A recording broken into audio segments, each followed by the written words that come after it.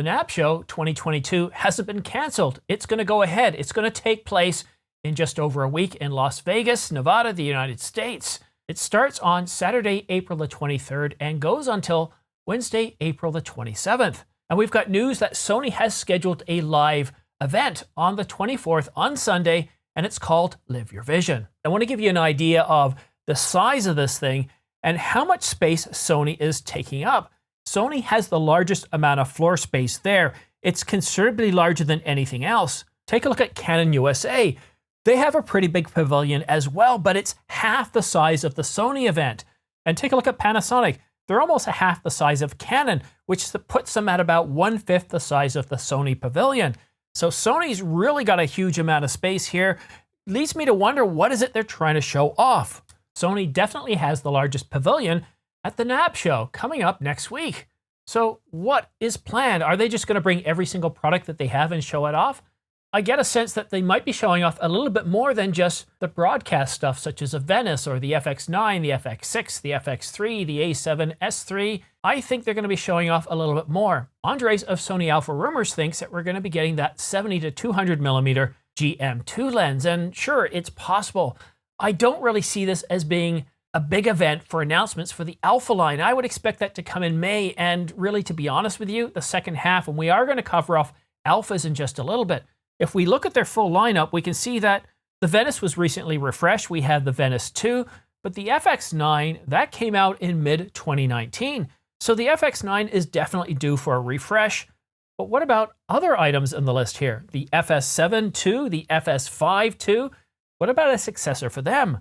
The FS7 Mark II was released in the fourth quarter of 2016. That's a long time ago. It's definitely due for a refresh, as is the FS5. And the FX6 and the FX3, well, they were recently refreshed in late 2020, so more or less they came online in 2021. But the FS7 Mark II, it's been a long time since that camera was updated, and I kind of wonder, what is Sony up to? With this camera, are they going to come up with a successor to the FS7? Are they going to come out with a completely different camera? Are they working on different technologies? And what firmware updates could we see to any of these cameras? Because a firmware update can take an older camera and modernize it in a very big way. Just look at the firmware updates we've received for several cameras, like the Nikon Z9 that we got last night. That's a huge firmware update that's really increased a whole bunch more additional capabilities, 20 plus improvements, including Apple ProRes RAW HQ and RAW for 8K up to 60 frames per second. And of course, the Canon R5 is a completely different camera today than it was when it was released almost 2 years ago through firmware updates. I really am curious to know what Sony's going to do in the broadcasting segment, in the cinema segment. But as you can see from these maps here, there's definitely room for some announcements and definitely some improvements. Alpha cameras aren't really the types of cameras you really expect to be announced at the NAB Show. The NAB is all about broadcast equipment, broadcast technology, cinema technology, not really stills hybrid cameras. There's other shows for that. I really don't expect much, but again, they do have an awfully large pavilion. So let's take a look at what has been released recently and what's due for a refresh. The Alpha 1 was announced in early 2021, so definitely we're not due for any sort of refresh of the Alpha 1. But the A9 Mark II, the A9 is definitely due for a refresh, and Sony Alpha Rumors has come out and said that we can expect the A9 Mark III later in this year, in the second half of 2022. The A7S III is about 2 years old, but I still don't expect the A7S III to be updated anytime soon. The A7S III is one of those cameras you can expect it to be refreshed every 3 to 4 years. This is not the Sony of 5, 6, 7, 8 years ago where they refreshed their cameras every couple of years. No, the A7S III isn't due for refresh anytime soon. The A7R series here, you can see that the A7R4 was released in the middle of 2019, and it's definitely due for a refresh based on this chart. Andreas of Sony Alpha Rumors has said that the A7R5, the successor to the A7R4, is due for a refresh in the second half of 2022. So the good news is, if you like the Sony A7R series, well, get ready for a refresh. That's most likely to come in the next 6 months. But there are several other cameras here that could get a refresh here in 2022. Look at the A6600, the A6400, and the A6100. Now, the biggest problem I see here is the naming. It's very, very confusing. You would think that The A6400 follows the A6500, but they're completely different ranges. The A6300 and 6400 are part of that mid-range, whereas the 65 and 6600 are part of more of their advanced ranges. So this is a little bit confusing, but numbering aside, that A6600 and the A6400, we're going back to early 2019 or mid 2019, so they are definitely due for a refresh. And as you can see from the A6500 and the A6300, they got refreshed a whole lot quicker than the A64 and the A6600.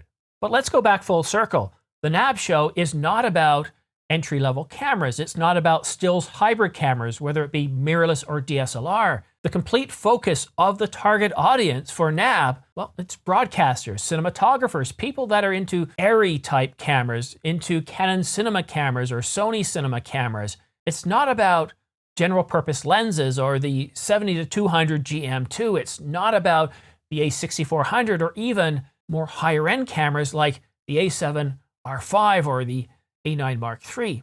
Now, we could potentially get some sort of a mention of these at their virtual event. It could be like what Canon did at NAB 2020 in their virtual presentation.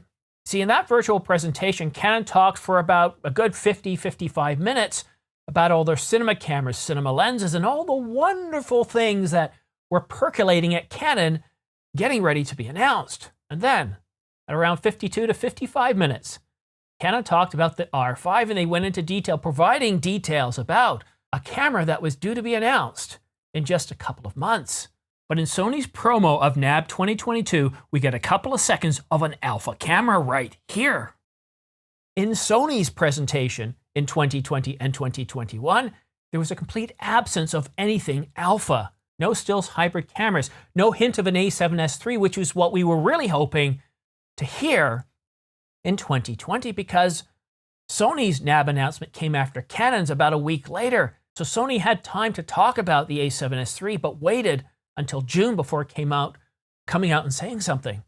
So it is possible we might get some alpha announcements, but I'm not going to double down on it. I really think this is going to be about broadcast technology and camera gear, techniques, and all that kind of wonderful stuff, even education, but focused on broadcasting and cinema.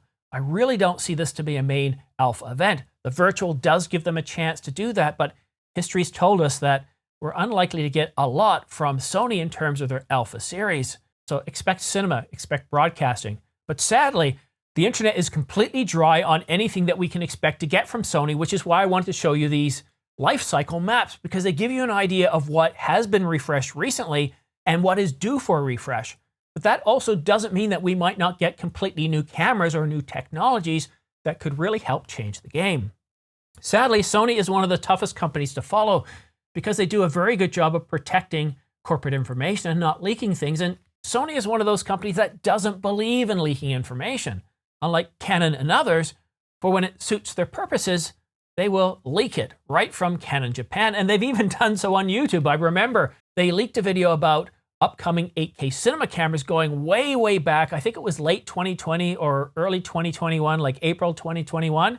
And it was up there for a good couple of days and they took it down. And we've heard nothing since about their 8K cinema cameras, both full frame or Super 35. It's interesting what each of these companies do. They have different approaches. But even Canon, we don't have much of what we can expect at NAB 2022. And I'm going to cover this later in a separate video.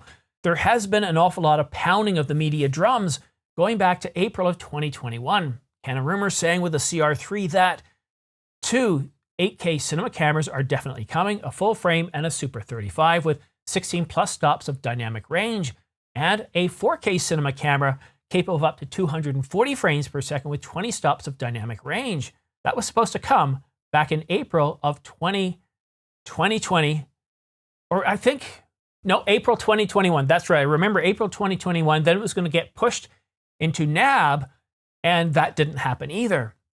So we're definitely due for a refresh in Canon, as well as Panasonic and others, but Sony, we'll just have to wait and see. Again, we're just about a week away, about 10 days away for Sony's virtual event, and I expect some sort of virtual event from Canon coming up shortly, as well as some leaks ahead of the event. So definitely go ahead and subscribe and choose all notifications.